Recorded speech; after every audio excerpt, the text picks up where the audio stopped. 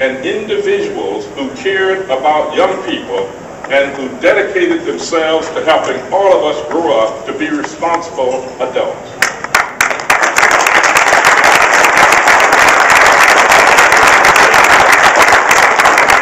And so that is the spirit. That is the spirit that we have to recreate in 2009 for the young people whose lives we touch. I see these as the best of times and the worst of times. There is much to be celebrated in the way of progress we have made, but there is much work that has to be done in order to help our young people overcome.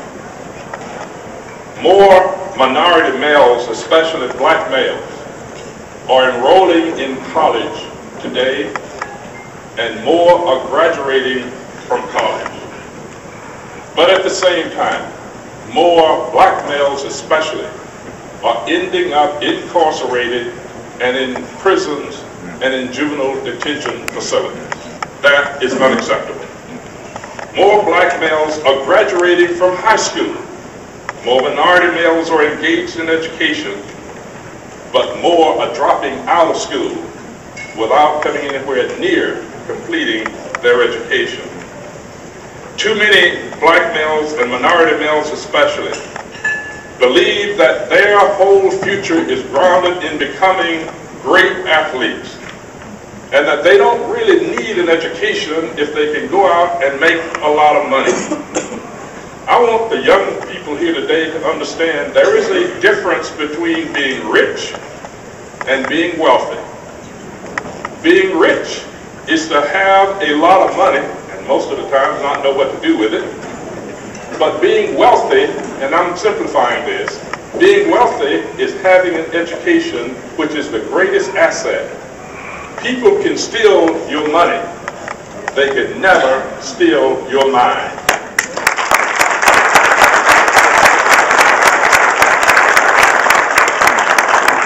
And why am I saying that?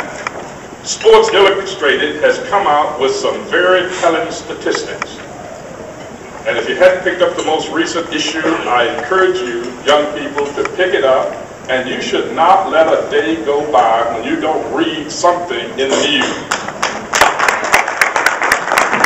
Sports Illustrated tells us that 60% of successful NBA basketball players are broke after 5 years of retirement. Right. 78% of black NFL players, and it's not just limited to black, it's across the board, 78% are either in bankruptcy or in trouble financially. Why is that? I made the point that money and assets and things that you control are not permanent. Education and understanding are. I'm also told that over 85% of athletes who've dedicated their lives to being athletes depend on somebody else to make investment decisions and help them manage their money. That is not independence, my friends. That is enslavement.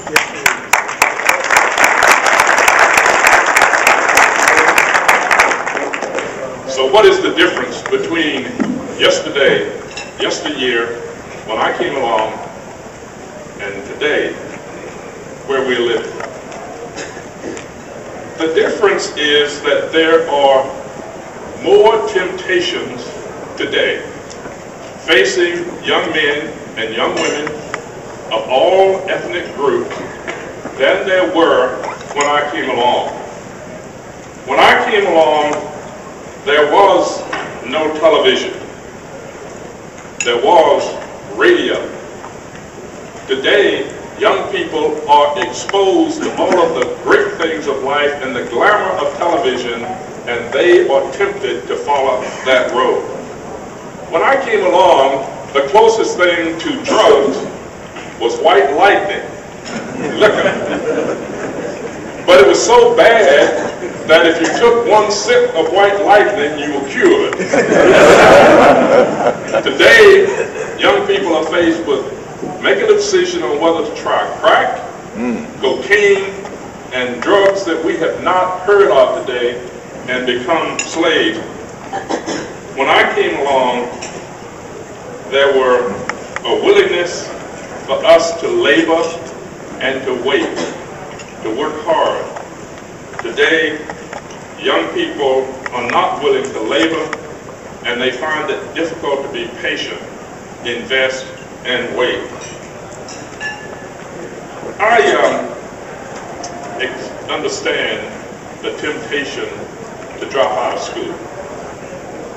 It took me 6 years to get an undergraduate degree because my school was so bad, I was not prepared for college. And we hear that word today a lot. We want to make sure our kids are college and career ready.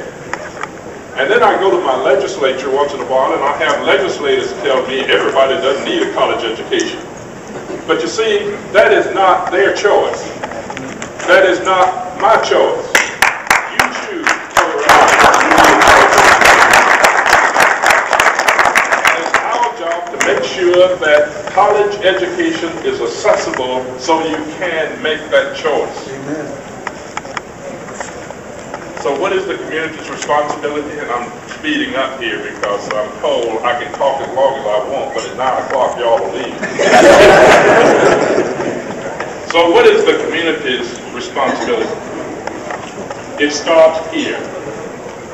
It starts with you.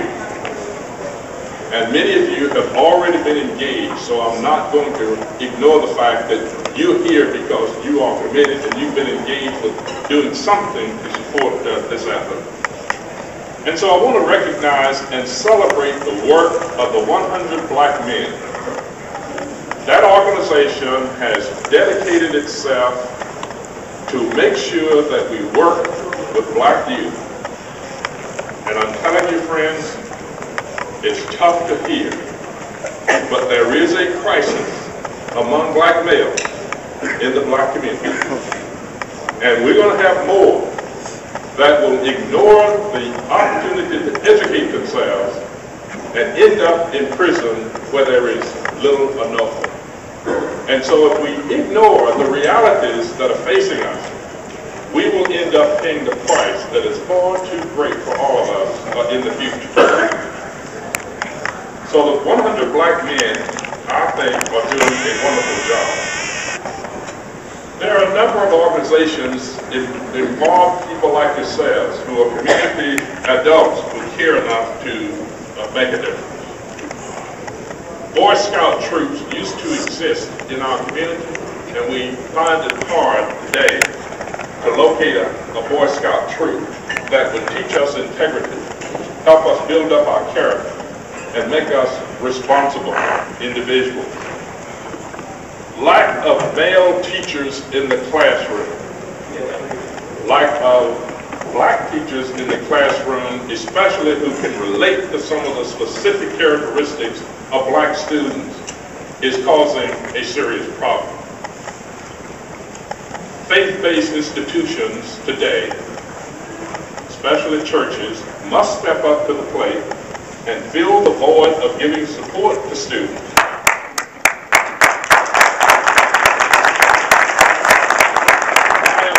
I am very, very pleased with the work that is being done at Union Baptist Church in Durham.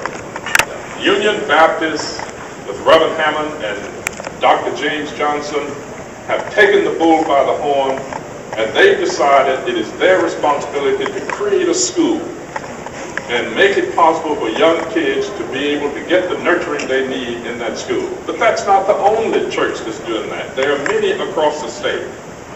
But it's so much, I think, stronger because we have an educational institution, the community college system, that holds the greatest hope for anybody who wishes to engage in getting an education, to take the leadership and to open up their doors so that kids can get an education. So what is my challenge? My challenge has been to